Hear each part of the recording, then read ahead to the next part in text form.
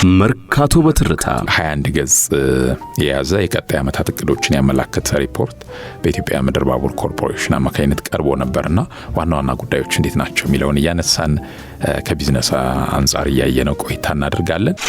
መርካቶ በትርታ በተለይ የሩሲያ በመኪናው ዘርፍ ያሉ በተለይ አውቶሞቲቭ ኢንዱስትሪው ላይ ያሉ ወደ በኢትዮጵያ መሰማራት ፍላጎት እያሳዩ መሆኑን ከሰሞኑ በተለይም ታስ የተሰኘ የዜና ወኪልን በዋናነትም በኢትዮጵያ የሩሲያ አምባሳደር ከሆኑ ሰፋ ያለ ዘገባ ይዘው ወጥተዋል። ያን መነሻ በማድረግም እንዲሁ እኛም ያወራን በዚህ ጉዳይ ላይ ቆይታ የምናደርግ ይሆናል።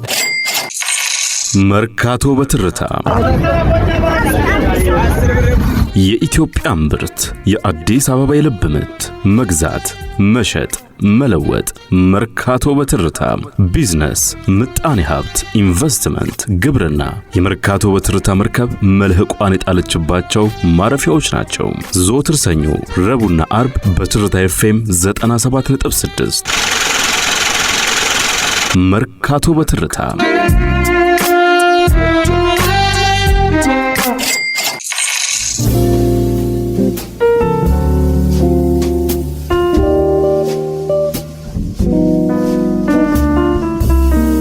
ሰላም ጤና ይስጥልኝ የተከበራችሁ አድማጮቻችን፣ ከትርታ 97.6 ኤፍኤም ዘወትር ሰኞ፣ ሮብ፣ አርብ ከቀኑ 8 ሰዓት እስከ 9 ሰዓት ወደ እናንተ የሚደርሰው የመርካቶ በትርታ የሬዲዮ ፕሮግራም ለዛሬም ለሰኞ ጥቅምት 17 2018 የተለያዩ የቢዝነስ ጉዳዮችን እያነሳን አብረናችሁ ቆይታ ልናደርግ መሰናዶችን አጠናቀን እዚህ ስቱዲዮ ተገኝተናል።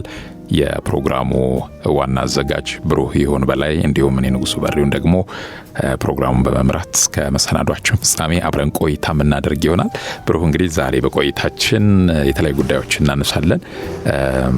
ምን ጉዳዮችን እናነሳለን የሚለው እንደው ባጭሩ ለመግቢያ ያክል እንጠቅሳለን። በተለይም ብሔራዊ የባቡር ቢዝነስና ኢንቨስትመንት ሰሚት በአዲስ አበባ ስካይላይት ሆቴል ተካሂዶ ነበርና ከዛ መነሻ አድርገን ምን ነገሮች ተነሱ፣ በተለይም ደግሞ 21 ገጽ የያዘ የቀጣይ ዓመታት እቅዶችን ያመላከተ ሪፖርት በኢትዮጵያ ምድር ባቡር ኮርፖሬሽን አማካኝነት ቀርቦ ነበርና ዋና ዋና ጉዳዮች እንዴት ናቸው የሚለውን እያነሳን ከቢዝነስ አንፃር እያየነው ቆይታ እናደርጋለን።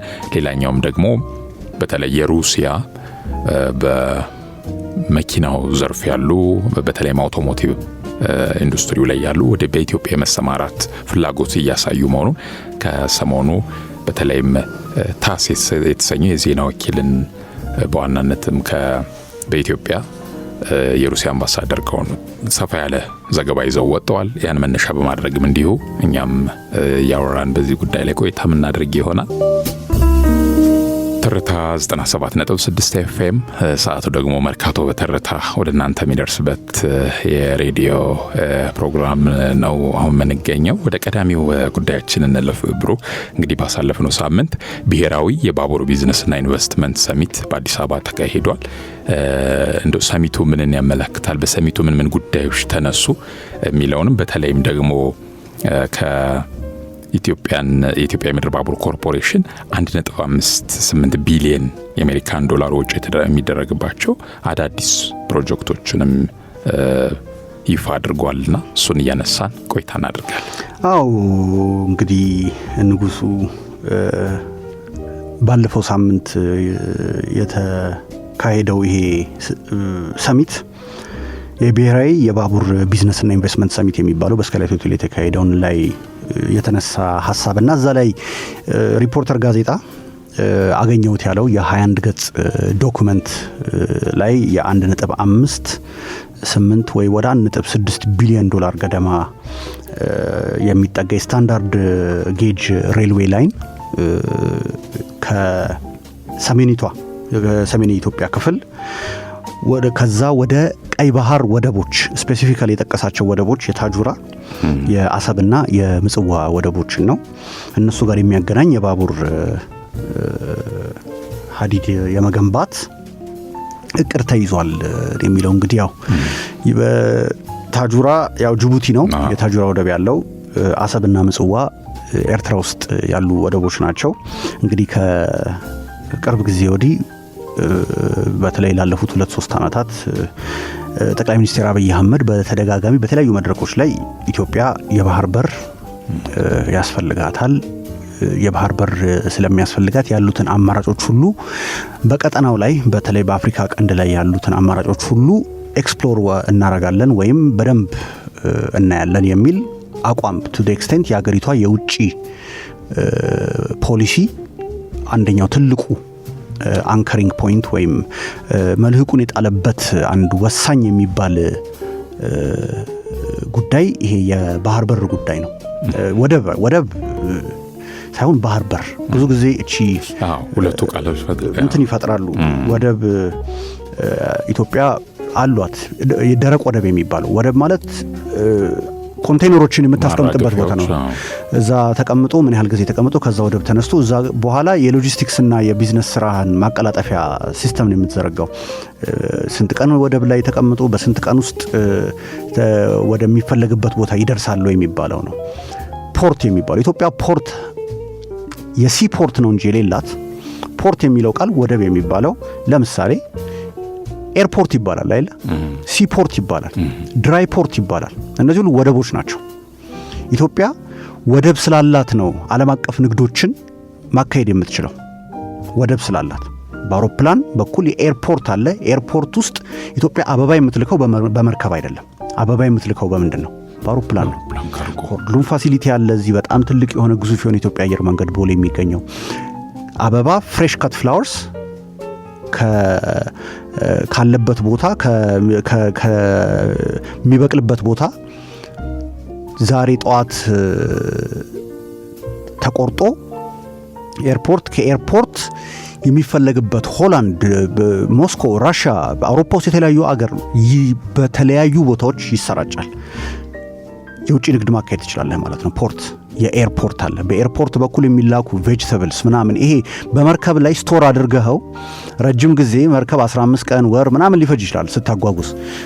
አውሮፕላን በሰዓታት የሚደርስ ነገር ነው። በሰዓታት ፍሬሽ ሆኖ እንዲደርስ የምትፈልጋቸው ነገሮች በአጠቃላይ የሚጠቀሙበት ፖርት ነው። ሌላው ደግሞ ገቢ ንግድ ነው። በተመሳሳይ በኤርፖርት የምታስገባው አለ። በድራይ ፖርቶችም እነዛ ወደቦች ለምንድን የሚያገለግሉ? ደረቅ ወደብ የሚባለው በጣም የኢትዮጵያ አንደኛው የ120 ሚሊዮን ህዝብ ያለበት ሀገር ፍላጎት በዛው ልክ ከፍተኛ ነው። በተለያዩ ቦታዎች ድራይ ፖርቶች ያስፈልጓል። ኮምቦልቻ ድራይ ፖርት አለ፣ ሞጆ ድራይ ፖርት አለ፣ ሰሜን ምዕራብ አካባቢ ድራይ ፖርት አለ። በጣም በአንድ 4-5 የሚሆኑ የደረቅ ወደቦች አሉ፣ በሳይዝ በምናምን የሚለያዩ ማለት ነው። እና አንደኛው የባህር ፖርት ነው። ኢትዮጵያ የባህር ፖርት የላትም፣ ምክንያቱም የባህር በር ስለሌላት። የባህር ፖርት ደግሞ ወይም ሲፖርት የሚባለው በተለይ እንደ ኢትዮጵያ አይነት ላሉ ላንድ ሎክድ የሚባሉ ወይም የባህር በር የሌላቸው ወይም አክሰስ ቱ ዘ ሲ የሌላቸው ሀገሮች የሚጠቀሙባቸው ፖርቶች አብዛኛውን ጊዜ በምንድነው? በኪራይ ነው።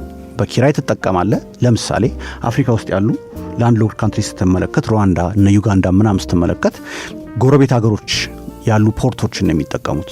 ደቡብ ሱዳን ጎረቤት ሀገሮች ያሉ ፖርቶችን የሚጠቀሙት። ወይ የኬንያን ፖርቶች ልትጠቀም ትችላለህ፣ የታንዛኒያን ፖርት ልትጠቀም ትችላለህ። እንደ ዩጋንዳ አይነት ሀገሮች፣ እንደ ኢትዮጵያ አይነት ሀገሮች የሶማሊያ ፖርት ሶማሊላንድ እነ በርበራ ፖርት ልትጠቀም ትችላለህ። ዶራሌ ወይም ታጁራ ጅቡቲ ያሉ ፖርቶች ልትጠቀም ትችላለህ። ኦር ደግሞ ኤርትራ ያሉ ፖርቶችን እነ ምጽዋን እነ አሰብ ልትጠቀም ትችላለህ። ቀጥሎ ደግሞ ሱዳን ፖርት ሱዳንን ልትጠቀም ትችላለህ። አማራጮች ይኖራል። እንግዲህ እዛ ጋር ምንድነው በሁለቱ አገሮች መካከል የሚደረጉ ስምምነቶች፣ ግንኙነቶች፣ ዲሎች ምናምኖች ዲተርሚን ያደርጉታል። የዓለም አቀፍ ሕግም እዚህ ጋር ትልቅ ሚና ይጫወታል። አሁን ምንድነው የተባበሩት መንግስታት ድርጅት ዩኤን አንድ ቻርተር አለ። አንድ ኢትዮጵያ ራቲፋይ አይ ዶንት ቲንክ ራቲፋይ ያደረገችው አይመስለኝም። የሲ አክሰስ የዓለም አቀፍ የባህር አክሰስ ማግኘትን መብት የሚደነግግ ማለት ነው። እና ባህር በር የሌላቸው አገሮች ለንግድ ለተለያዩ አይነት ዓላማ እንዲያውሉት ለማዋል የሚችሉትን የባህር በር አክሰስ ማግኘት የሚችሉበትን መብት የሚሰጥ እንደ ህግ አለ እና አሉ ይሄንን ትሪገር አድርገው የባህር በር አንሊሚትድ አክሰስ ያገኙ እንደ ቦሊቪያ አይነት ሀገሮች እንግዲህ ሪፈር ማድረግ ይጠበቅብናል። ወደ ኋላ ሄደን ቦሊቪያ አይ ቲንክ ከቺሊ ነው ከምናምን ጋር የሆነ አለመግባባት ውስጥ ገብተው ቦሊቪያ ያንን አንቀጽ እና እዛ ህግ ላይ ያሉትን አንቀጾች ትሪገር በማድረግ ዓለም አቀፍ የባህር መተዳደሪያ ህግ አይነት ነገር ነው። እሱን ትሪገር በማድረግ የሆኑ ውጤቶችን ያገኘችበት ነገር አለ። ሌላው በተለያዩ የዲፕሎማቲክ ምናምን ተጽዕኖች ፕሬሸሮች በማድረግ የባህር በር ልታገኝ የምትችልበትን ሚንሶች ትፈልጋ ማለት ነው። እንግዲህ የኢትዮጵያ ባቡር ኮርፖሬሽን ይሄንን የ1.58 ቢሊዮን ዶላር ፕሮጀክት ይፋ በሚያደርግበት ሰዓት በዚህ በሰሚቱ ወቅት ማለት ነው ባለፈው ሳምንት እንግዲህ እነዚህን ነገሮች ከግምት ውስጥ አስገብተው ባህር በር የማግኘት እድላችን እየሰፋ መጥቷል፣ ፍላጎታችንም በጣም ጨምሯል፣ የምናገኝበትም እድል እየሰፋ መጣ የሚል እምነት እንግዲህ ያደረበት አይነት ጥናት አጥንተው ነው ያ ዶክመንት የቀረበው ማለት ነውና ይህ የ21 ገጽ ሪፖርት ላይ በተለይ ሶስቱን ወደቦች ታጁራን፣ ጅቡቲ ያለውን አሰብንና ምጽዋን ከሰሜን ኢትዮጵያ ክፍል ጋር የማገናኘት ብለው ያስቀምጧል። ይሄ በፊት የነበረ ሌላ ወልዲያ ሀራ ገበያ መቀሌ የባቡር ሀዲድ ግንባታ አለ። እሱ ደግሞ በሰሜኑ ጦርነት ምክንያት ግንባታው ማካሄድ ስላልተቻለ ግንባታው ቆሞ ነበረ። በዛ ምክንያት የግልግል ችሎቶች አሉ አይደለም፣ ለንደን የሚገኘው አርቢትሬሽን ኮርት ላይ የቱርኩ ያፒ መርኬዚ የሚባል ተቋራጭ ጋር የግልግል ችሎት ላይ ቀርበው እንግዲህ ጉዳዩ እየታየ ነው። ኪሳራን በሚመለከት ያለውን ግልጽ ያልሆነ በተለይ በወቅቱ የደረሱ ዳሜጆችን ከፍተኛ የሆነ በጦርነቱ ምክንያት የደረሱ ትልቅ ጉዳቶች ስላሉ እነዛን ጉዳቶች ከግምት ውስጥ ያስገባ ኮምፐንሴሽን እጠይቃለሁ ብለው በተለይ ያፒ ሜርኬዚ ጉዳዩን ወደ ለንደን ወስደውታል። አሁን ምንድነው ያ ጉዳይ ገና አልተቋጨም። ይሄ ፕሮጀክት ደግሞ እንግዲህ በባቡር ኮርፖሬሽን ዋና ስራ አስፈጻሚ ኢንጂነር ህሊና በላቸው እንደተገለጸው ሁለቱ ፕሮጀክቶች ምንም የሚያገናኛቸው ነገር የለም፣ የተለያዩ ፕሮጀክቶች ናቸው። ይሄኛው አዲስ ፕሮጀክት ነው። የ1.5 ወደ 1.6 ቢሊዮን ዶላር የሚጠጋ ከአዋሽ ኮምቦልቻ ሀራ ገበያ የሚለይ ነው። ይሄኛው ራሱን የቻለ ሌላ አዲሱ ፕሮጀክት ሌላ ክሮስ ቦርደር የሆነ ድንበርን የሚሻገር እንትን ነው ፕሮጀክት ነው እና ራሱን የቻለ ፋይናንሲንግ ይፈልጋል፣ ራሱን የቻለ ማግባባት ይፈልጋል፣ ራሱን የቻለ ብዙ ስራ ይፈልጋል። ለዚህ ፈንድ ሬዝ ማድረግ ማን ነው ኮንትራክተር፣ ማን ነው መጥቶ የሚሰራል፣ ገንዘቡን ከየት ነው የምታገኘው? ክሮስ ቦርደር ነው።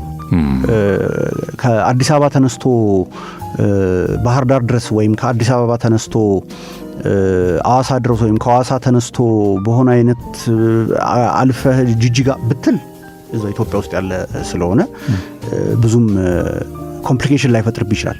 ይሄኛው ግን ለየት የሚያደርገው ክሮስ ቦርደር ነው which means ሁለት ሀገሮችን ኢንክሉድ ያደርጋል ከኢትዮጵያ ውጪ ጅቡቲንና ኤርትራን ኢንክሉድ ያደርጋል። እንግዲህ የጅቡቲን ጉዳይ በምንመለከትበት ጊዜ በወቅቱ አሁን የአፍሪካ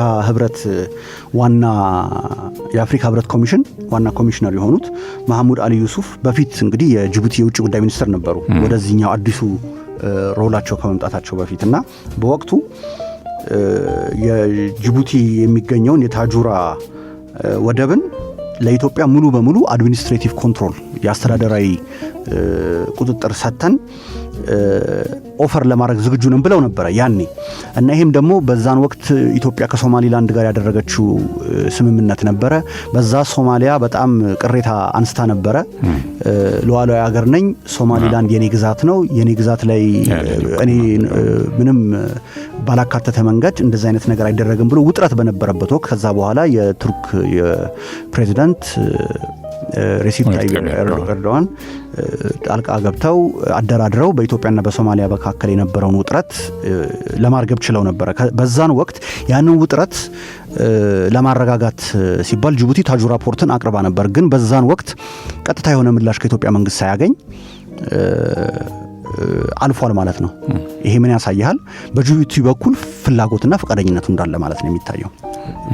ይህ ማለት ሰሜን ኢትዮጵያ ክፍል በታጁራ በኩል ባቡር መስመር ይዘርጋ ቢባል ለጅቡቲ መንግስት ብዙም እንግዲህ የውጭ ጉዳይ ሚኒስትሩ የመንግስታቸውን አቋም ስለሆነ የሚገልጹት የግላቸው ስላልሆነ እሳቸው መነሳታቸው ሳይሆን በጅቡቲ በኩል ፍላጎትና ስራው እንዲካሄድ እንዲቀላጠፍ ምንም አይነት መሰላክልና እንቅፋት እንደማይኖር ማሳያ ነው ማለት ነው። አሁን ትልቁ ፈተና የሚመጣው ምን ጋር ነው? የኤርትራና የምጽዋን የኤርትራ የሚገኙትን የምጽዋና የአሰብን ወደቦች ስትመለከት ነው። እነዚህ ጋር ነው እንግዲህ ዋናው ፈተና ዋናው ቻሌንጅ ያለው ማለት ነው። ምን አይነት ዲፕሎማሲያዊና ምን አይነት መንገዶችን ተጠቅመ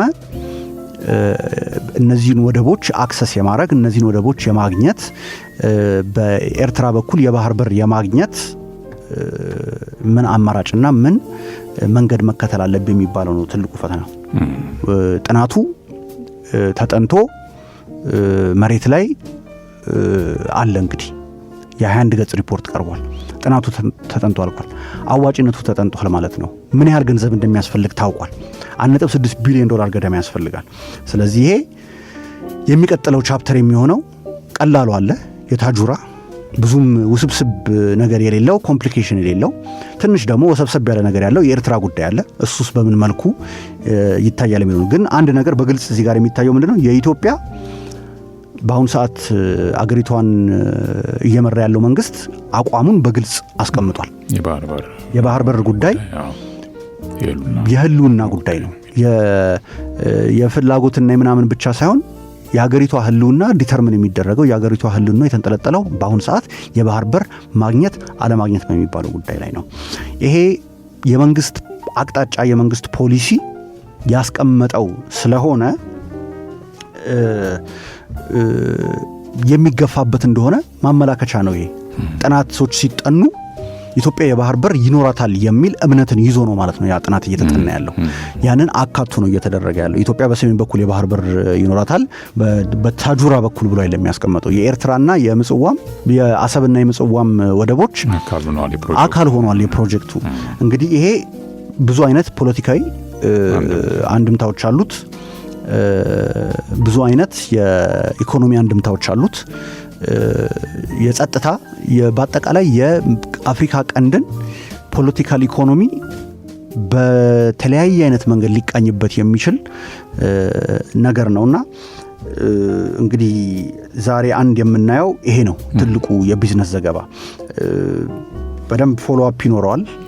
ከዚህ በኋላም ሌሎች ብዙ አይነት ሀሳቦች መነሳታቸው አይቀርም በዚህ ጉዳይ ላይ በባለሙያዎች ሊሆን ይችላል። በተለያዩ የአፍሪካ ቀንድ ፖለቲካ ኢኮኖሚውን የሚያጠኑ ሰዎች ሊሆን ይችላል። የተለያዩ ሰዎች ይህንን ጉዳይ ያነሱታል። ዝም ብለህ በጨረፍታ የምታርፈው ሪፖርተር ጋዜጣም ፊት ገጹ ላይ ይዞት በተለይ እንግሊዝኛው የቅዳሜው እትም ፊት ገጹ ላይ ይዞት የወጣ ነው።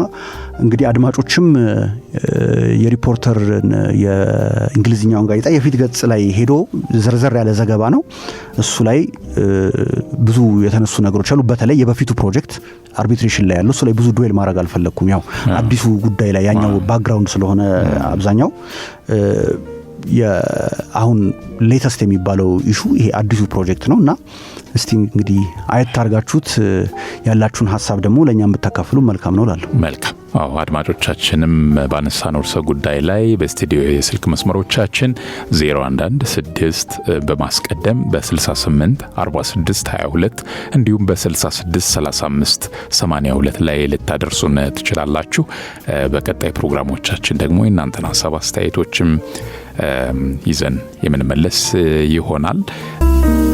እንግዲህ ቀደም ሲል አዲሱን በተለይ የኢትዮጵያ ምድር ባቡር ኮርፖሬሽን በተለይ ከሰሞኑ ያወጣውን 21 ገጽ የቀጣይ ዓመታት እቅዶች አስመልክተን እዛ ላይ መነሻችን አድርገን ሀሳቦችን ያደረስናችሁ። አሁን ደግሞ ወደ ተከታዩ ጉዳያችን ነው የምናልፈው።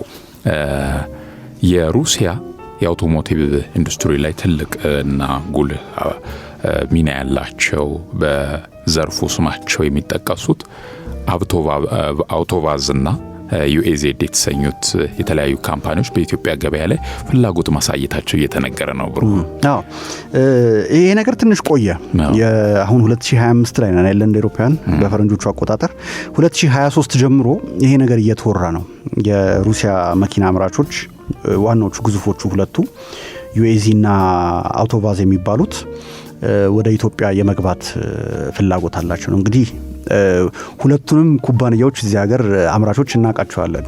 በተለይ አውቶቫዝን በላዳ ነው የምናውቀው። ላዳ ኒቫ የሚባለው ኒቫ አነስተኛ እንደ ክሮስኦቨር ኤስዩቪ በዚህ ዘመን ክሮስኦቨር ኤስዩቪ የሚባሉት እንደነ ቶዮታ ላንድ ክሩዘር V8 የትልልቆቹ ያልሆነ እንደ ቤት መኪናም የምትባለው እንደ አውቶሞቢሏ አነስ ያላለች በሁለቱ መካከል የሚገኘው ይሄ ራቭ ምናምን ሲኤችአር ምናምን የሚባሉት መኪኖች አሉ አይደል? ሃዩንዳይ ቱሶን፣ ክሬታ በእነሱ ሳይዝ ያለችዋ ማለት ነው ኒቫ የምትባለው። እንግዲህ የሚያውቃት ሰው በደንብ ያውቃታል ኒቫን።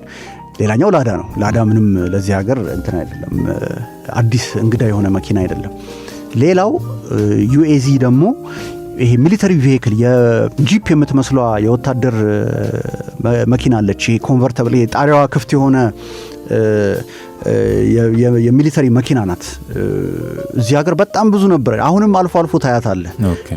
የዛ አምራች ነው ዩኤዚ የሚባለውና ያው ግዴታ የሚሊተሪ ብቻ አይደለም የሚያመርቱ ብቸኛ ምርታቸው እነዚህ እንትኖች ሌሎችም በጣም በርካታ አይነት መኪኖች ያመርታሉ። ትራክተሮች ያመርታሉ።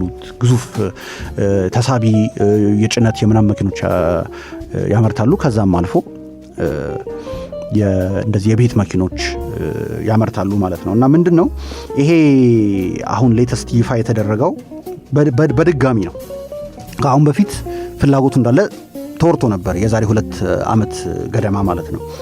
አሁን ደግሞ የትራክተሮች ወደ ኢትዮጵያ ከሩሲያ የሚገቡ ትራክተሮች መግባታቸውን ተከትሎ ሰክሰስፉሊ አሴምብል ተደርገው ተገጣጥመው ምን ተብለው ምርቶቹ ወደ ኢትዮጵያ መግባታቸው እንደ መልካም ነገር ታይቶ ከዛም ባለፈ አሁን ምንድነው እዚህ ሀገር ገብቶ ደግሞ እዚህ ሀገር መገጣጠሚያ ፋብሪካን የመገንባት ማለት ነው። እንግዲህ ቅዱ ሰፋ ያለ ነው። ኢትዮጵያ በጣም በጣም በጣም ትልቅ ማርኬት እንደሆነ ተመልክተዋል ሩሲያ ኩባንያዎች።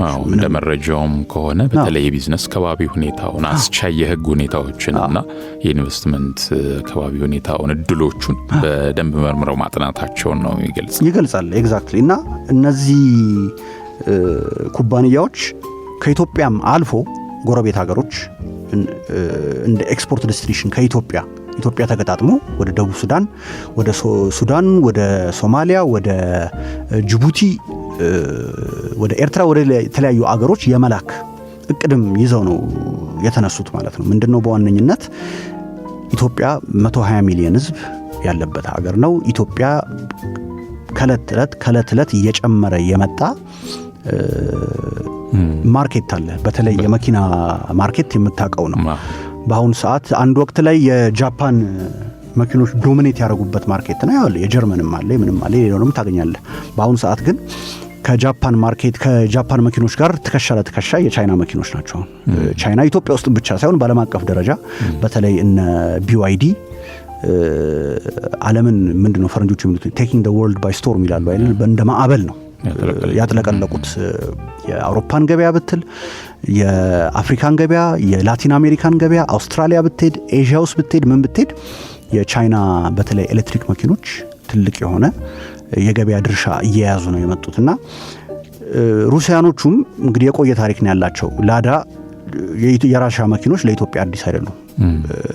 እነ ቮልጋ እንደውም በፊት ታሪክ ሲወራ ትዝ ይለኛል። የኮርኔል መንግስቱ ኃይለማርያም የሚንቀሳቀሱበት ቮልጋ ነበረች አንድ መኪና እንደዚህ የራሻ ቮልጋ። ልክ እንደነ ላዳን ቶዮታ ካልከው ለሰፊው ህዝብ የሚሆን አይነት አሁን ቶዮታ የቅንጦት መኪና አይደለም። የቅንጦት ሞዴሎች አሏቸው ግን ለሰፊው ህዝብ የሚሆን ሞዴሎች ይሰራሉ። ልክ እንደዛ ላዳ አብዛኛው የሰፊው ህዝብ ነው። ቮልጋ የትንሽ ቅንጦት የሚታይባት አይነት መኪና ናት ይባል ነበርና የመንግስቱ ኃይለማርያም ሲንቀሳቀሱበት የነበረው ቮልጋ የዛሬ ስንት ዓመት ነው? ኦልሞስት 15 ዓመት ምናምን ይሆናል። ቤተ መንግስት መኪኖች ጨረታ ወጡ የሚባል ነገር ነበርና ጨረታ የእውነተኛ ታሪክ ሰዎች አውርተውልኝ ነው በወቅቱ።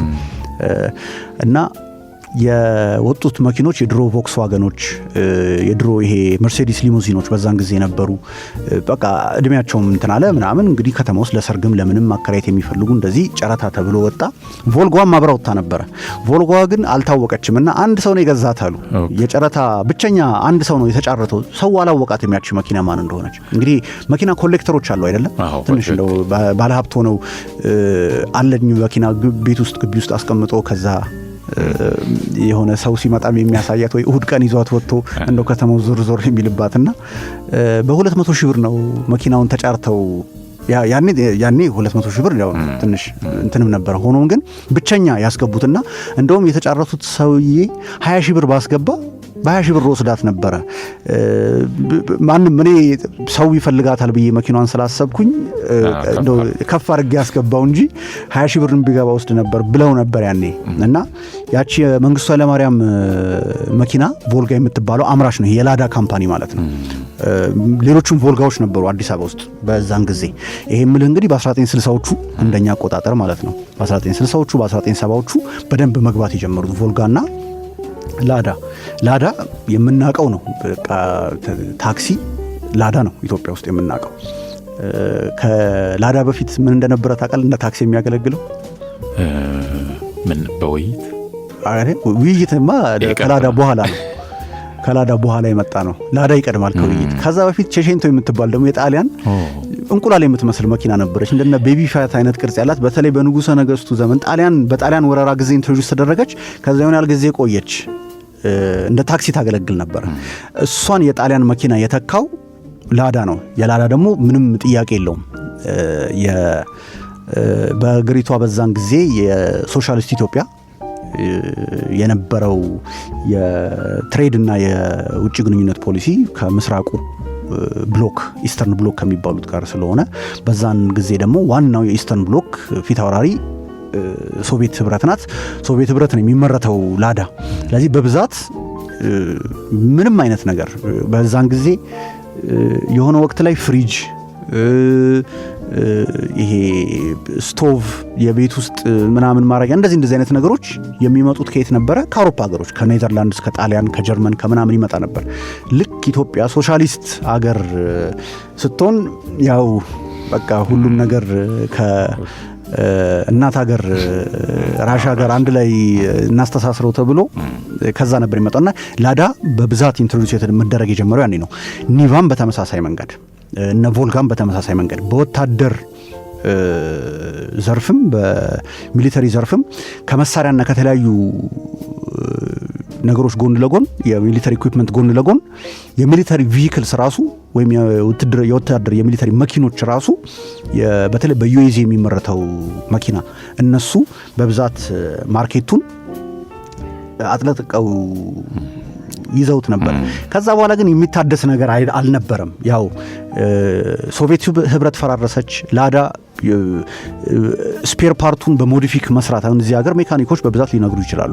የሆነ ሰዓት ላይ የላዳን ኦሪጂናል አታገኝም። ስለዚህ ምንድን የምታደርገው ሞዲፊክ ወይም ሞዲፋይድ የሆነ ስፔር ፓርትን ከሌላ መኪና ላይ በማምጣት ቀየር እየተደረገ ይገጠማል። ያው ቤዚክ የሆኑ ነገሮች አሉ። ለምሳሌ እግር ምናምን፣ ግን ኤንጂን አካባቢ ያለው ነገር ካምፓኒውም ዲክላይን ማድረግ ጀመረ። ከቅርብ ጊዜያት ወዲህ ነው በ2012-13 በኋላ እንደ አዲስ ሞዴሎቹ ተቀየሩ። አሁን ኦንላይን ገብተህ ላዳዎችን ብታይ በጣም የሚያማምሩ ላዳዎች ነው የሚሰሩት። በጣም ማለት በአሁን ሰዓት የምታያቸው አዲስ አበባ ከተማ ውስጥ የምታያቸው በጣም ዘመናዊ እንደምትላቸው መኪኖች አይነት ላዳዎች እየተመረቱ ነው።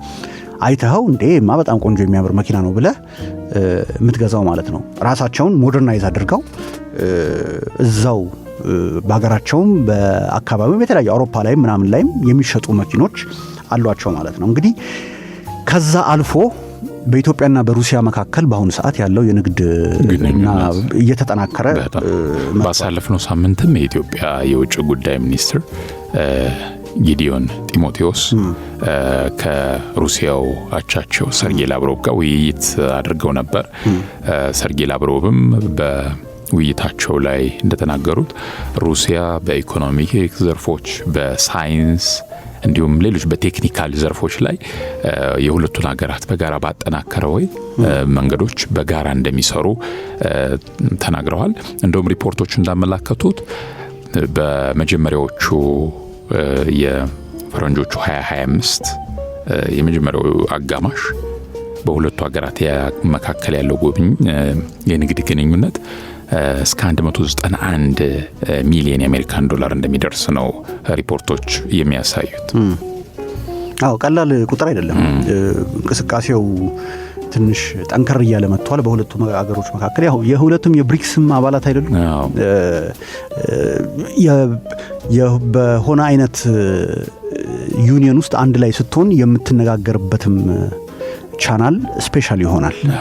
እንደ ብሪክስ አባል ሀገር በተለያዩ አይነት መድረኮች ላይ ትገናኛለህ። በተለያዩ አይነት የሚያስተሳስርህና የሚያገናኝ ነገር ስላለ ኢትዮጵያም በብዛት ወደ ውጭ የሚላኩ እንደ ቡና፣ አበባ፣ የቅባት እህሎች፣ ጥራጥሬዎች በብዛት የምትልክባቸው ሀገሮች መካከል አንደኛዋ ሩሲያ ናት።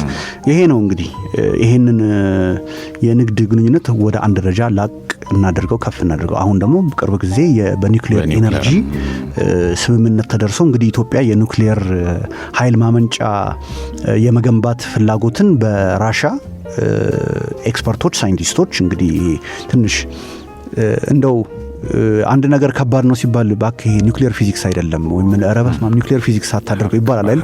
ክብደትን ለማሳየት ነው። ይሄ የተለመዱ አለ አይደል? ኒውክሌር ፊዚክስ፣ ሮኬት ሳይንስ፣ ብሬን ሰርጀሪ እኮ አይደለም ይሄ። ምክንያቱም የአንጎልን ቀዶ ሕክምና ማድረግ በጣም ከባድ ነው። የክብደትን መግለጫ ነው። ሌላኛው ሮኬት ሳይንስ አይደለም። ምንድነው ሮኬት ሳይንስ አረከው ይባላል። ሮኬት ሳይንስም ከባድ ሳይንስ ስለሆነ ነው። ልክ እንደዛ ኒውክሌር ፊዚክስ ኒውክሌር ሳይንስ አታድርገው ሲባል የሆነ ነገር አታክብደው ማለት ነው። which means ራሻ ይሄ ከባድ የሚባሉ ሳይንሶች መካከል አንዱ ላይ ያላት ልምድ በጣም የላቀ ነው። ቀላል የሚባል አይደለም። ያቁታል፣ ጉዳቱንም ያቁታል፣ ስራውንም ያቁታል።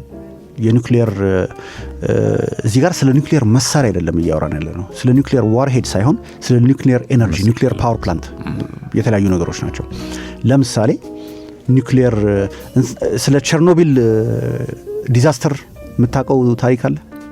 ቸርኖቢል ዲዛስተር ማለት በ1980ዎቹ አጋማሽ እንደ አውሮፓውያን አቆጣጠር ማለት ነው። ዩክሬን ውስጥ የሚገኝ አንድ የኒውክሌር ፓወር ፕላንት ላይ የደረሰ ከፍተኛ አደጋ እስካሁን ድረስ ቦታው ላይ አየር ላይ ሬዲዮ አክቲቭ ይሄ በጣም ጎጂ የሆኑ እንትኖች አሉ ነው የሚባለው። እንግዲህ የምልህ የዛሬ ኦልሞስት 40 ዓመት ገደማ የተከሰተ ዲዛስተር ነው። ሆኖም ግን ጉዳቱ እስካሁን ድረስ የሚወለዱ ልጆችም እዛ አካባቢ ተጠቂ እንደውም የሆነ ቦታ ላይ አትገባም ነው የሚባለው።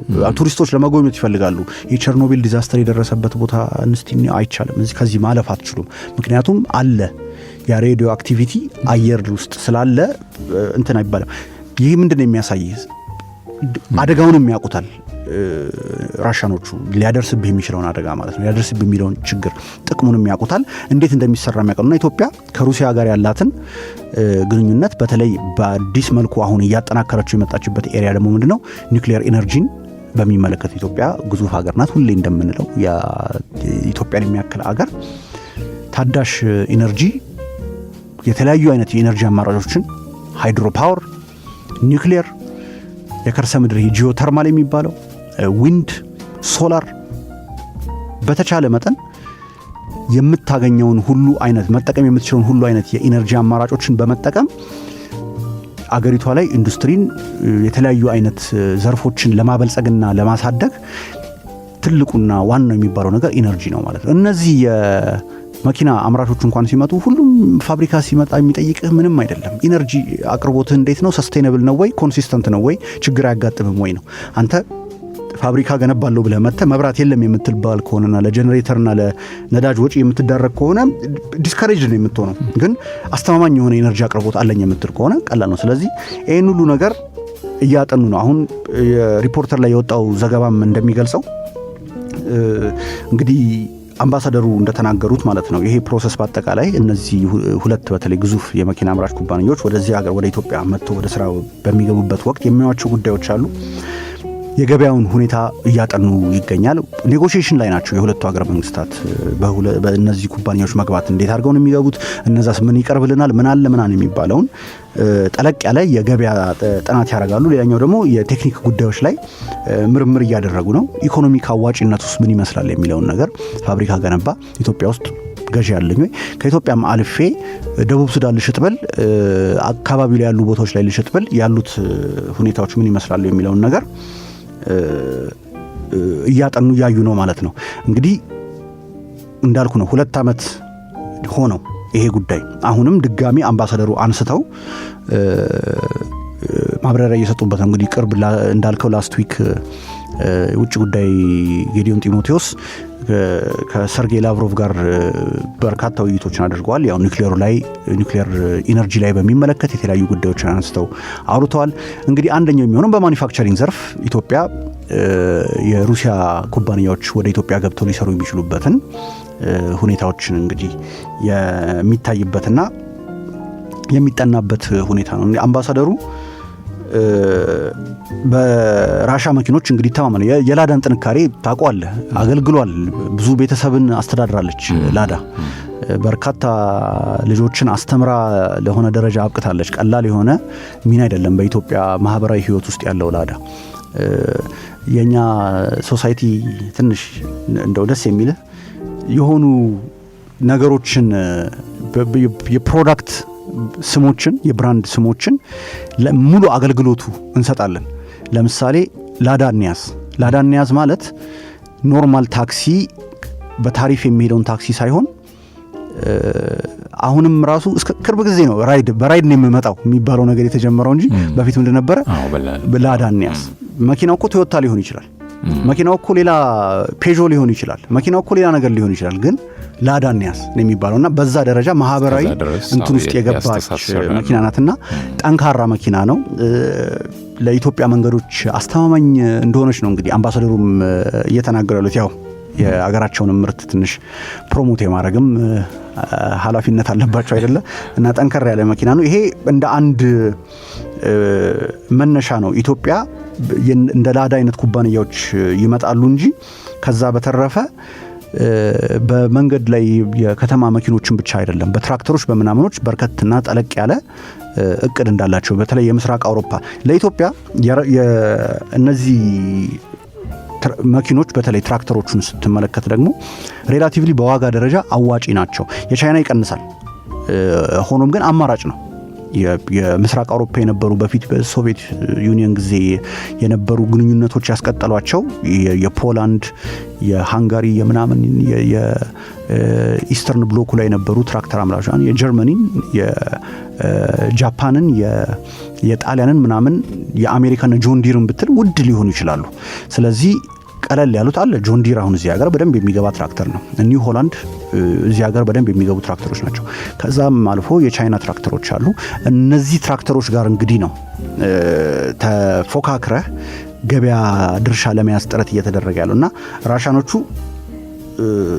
ጥሩ ተስፋ ሰንቀዋል በኢትዮጵያ ማርኬት። በጣም ኤክሳይትመንት የምትለው አለ አይደለ? ይሄ የፍላጎት በጣም በከፍተኛው ተጨምሮ በቃ የጊዜ ጉዳይ ነው እንጂ ዛሬ ነገ አትበሉ፣ በቃ መግባታችን ነው ያለውን የመጨረሻ አዋጪነትና የገበያውን ሁኔታ እያጠናን ነው፣ በቅርብ ጊዜ እንገባለን እያሉ ነው። እስቲ እንግዲህ ወይ ንጉሱ አንተ ገዝተህ ታሳየናለህ አዲሷን ላዳ ማለት ነው። እስኪ እናያለን። በጣም እናመሰግናለን ብሩህ ይሁን በላይ ለሰጠህን ሰፋ ያሉ መልከታዎች። አድማጮቻችን በትርታ 97.6 ኤፍኤም ዘወትር ሰኞ፣ ሮብ፣ ዓርብ ከ8 ሰዓት እስከ 9 ሰዓት ወደ እናንተ የሚደርሰው መርካቶ በትርታ ነው ስትከታተሉ ቆይታ ያደረጋችሁት። በተለይም ሁለት ጉዳዮችን አነሳን ዛሬ። ብሔራዊ የባቡር ቢዝነስና ኢንቨስትመንት ሰሚትን ላይም የተነሱ ጉዳዮችን እንደዚሁም ደግሞ የሩሲያ የመኪና አምራች ግዙፍ ካምፓኒዎች በኢትዮጵያ ገበያ ላይ ያሳዩትን ፍላጎት ጉዳዮች መነሻ አድርገን ቆይታ አደረግን። አብራችሁን ስለቆያችሁ ከልብ እናመሰግናለን። በቀጣይ መሰናዷችን ደግሞ ሌላ ጉዳይ ይዘን ቆይታ ምናደርግ ይሆናል። ለዛሬ ግን በዚያው አበቃ። መርካቶ በትርታ